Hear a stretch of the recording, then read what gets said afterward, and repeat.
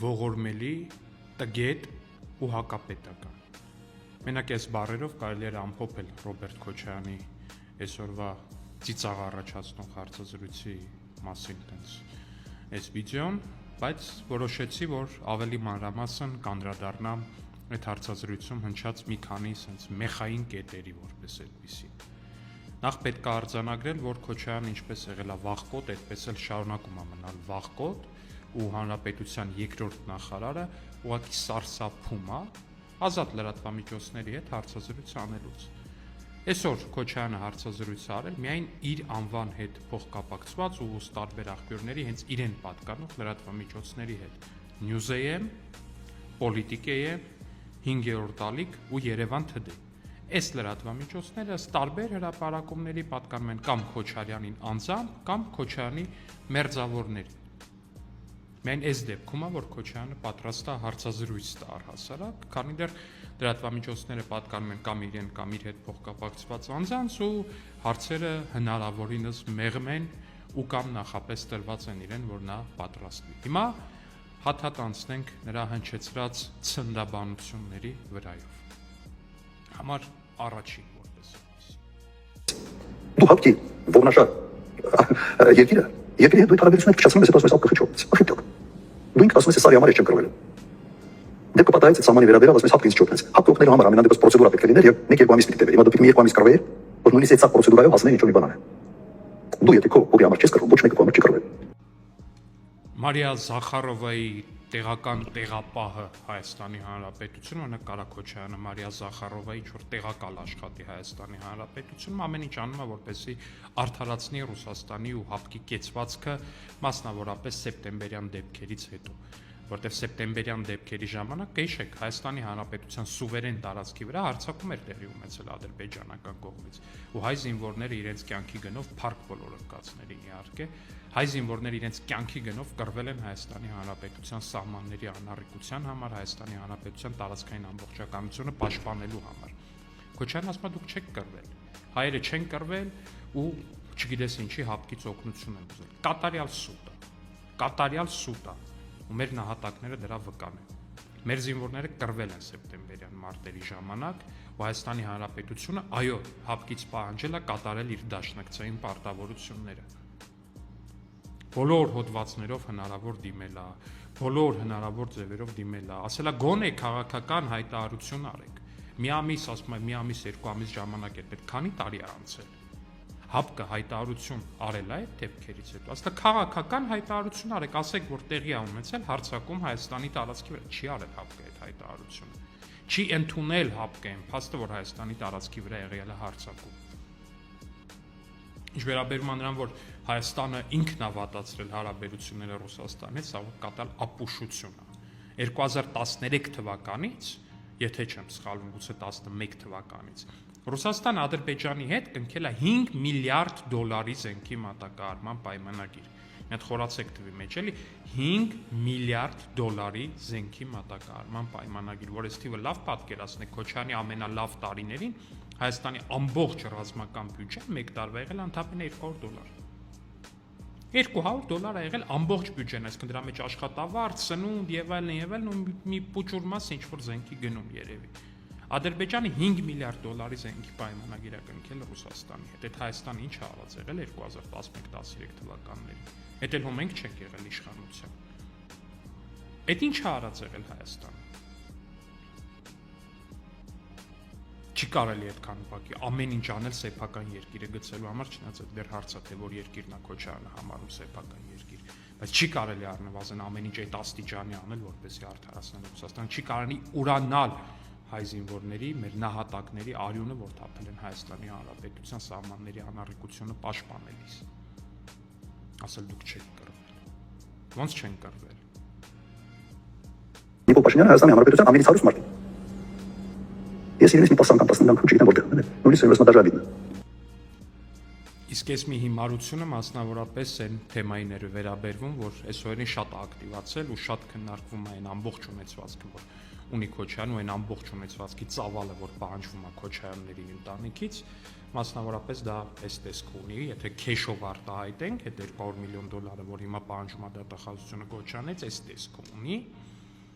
ու այս մարդը ասում է Նիկոլ Փաշինյանը Հայաստանի ամենահարուստ մարդն է, ու իրանից հարուստ է։ Ես չգիտեմ, ուղղակի սա ինչ որ հոգեբանական խանգարմունք է որպես այդպեսին, որովհետև կոնկրետ այս գումարի չափը, որ այս նկարում դուք քիչ առաջ տեսաք, սա ուղղակի Քոչարյանների անունով գրանցված գույքն է, հասկանում եք, սա դեռ այն չի, ինչը որ դեռ պետք է ման գալ, փնտրել, գտնել, չգիտեմ, ավշորումը, ստեղ է այս մեկի անունով է գրանցված, այն մեկի անունով է գրանցած, թաքնված փայաբաժինը, էս է այն։ Սա իրանց անունով գրանցվածի չափն է։ Ասում է Նիկոլ Փաշինյանը Հայաստանի ամենահարուստը։ Լուրջ ես ասում։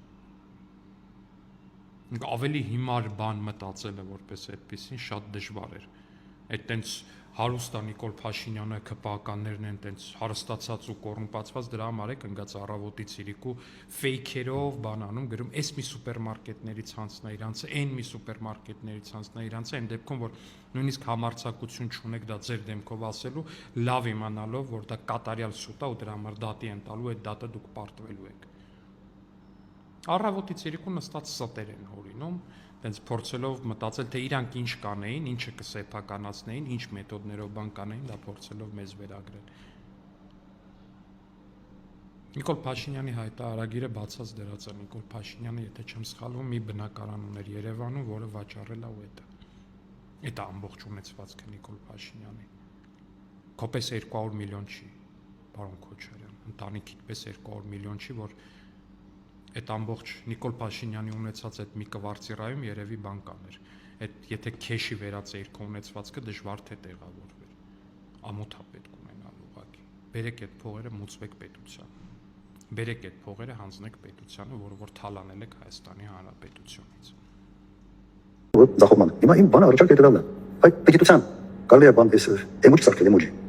Բանի կերպարով Նիկոլ Փաշինյանի կերպար։ Երբ ուզում ես պետություն բառը չօգտագործես։ Դե իսկ այս մեկը առհասարակ մեկնաբանության ենթակա չի, բայց թույլ տվեք ամեն դեպքում մեկնաբանել։ Հասկանում եք ով է խոսում տգիտության էմոջի սարքելուց, մարդ, ով որ քայլող տգիտության սթիքերը,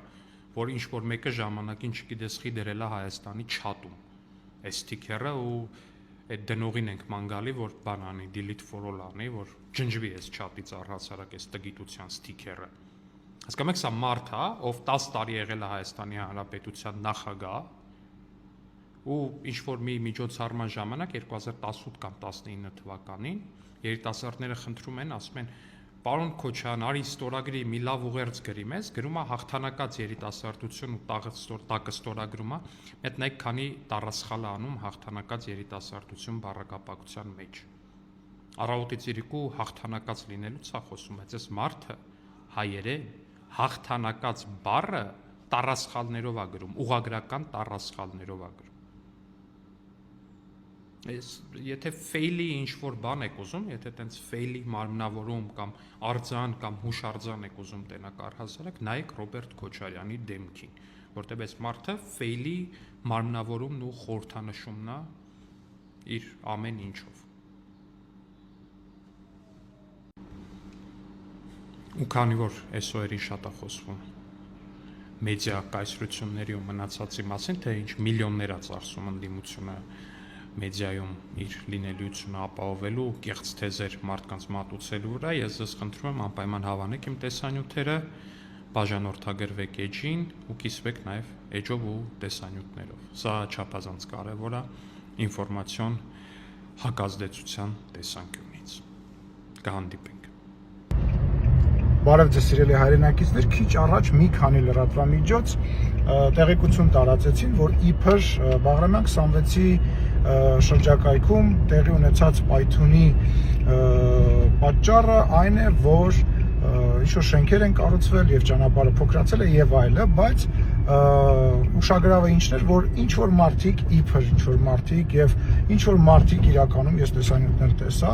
ասում են, որ այդ շենքերը պատկանում են ինձ եւ ես այդ շենքերի հետ կապ ունեմ, ինչ-որ դա իմ շենքերն են եւ այլն։ Հիմա մենք գնում ենք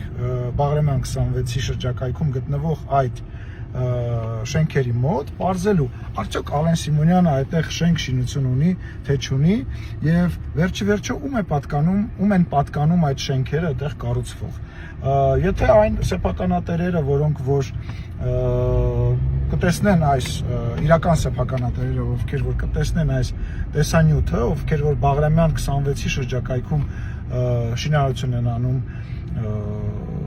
տեսնեն այս տեսանյութը, ես իրենց խորհուրդ եմ տալիս, որ իրենք նույնպես գան Բաղրամյան 26-ի շրջակայքում գտնվող իրենց շինությունների մոտ, որովհետև ես հետամուտ եմ լինելու, որպեսզի այդ շենքերը ամենա մանրակրկիտ ձևով ստուգվեն բոլոր փաստաթղթերը եւ այլն, որովհետեւ ես ունեմ տպավորություն, որ հենց սեփականատերերը կամ այնտեղ աշխատող մարդիկ հատուկ տարածել են ինֆորմացիա, որ դա իմ հետ կապ ունեցող շենք է, որպեսզի ինչ որ ձևով ինչ որ առավելություններ ունենան կամ բնակիչներին ինչ որ ձևով լրացնեն եւ այդ մարդիկ իրոք դեռ մտածում են, որ դա իմ շենքերն են։ Բայց հիմա ես գնում եմ այնտեղ եւ կոչ եմ անում այդ մարդկանց նույնպես գալ այնտեղ, սեփականատերերին, տնօրեններին գալ այնտեղ, որովհետեւ կրկնում եմ, ես քաղաքապետարանի միջոցով մնացած բոլոր գերատեսչությունների միջոցով հետամուտ եմ լինելու, բարձելու թե ում շենքերն են այնուամենայնիվ, որ վերագրվում են ինձ։ Սա եւս մի ցայտուն օրինակ է, որ տեսեք հասարակ բան, հա, եթե մեքենայի դժբախտ պատահարը տեղի չունենա, այդ մարդիկ տենց էլ մտածելու էին, որ դա ինձ հետ կապ ունեցող ինչ-որ շենքեր են։ Ես հիմա կգնամ այնտեղ, այդ մարդկանց հետ կզրուցեմ եւ ինչպես արդեն ասացի, կպարզենք թե իրականում ում շենքերն են կառուցվում Բաղրամյան 26-ի շրջակայքում։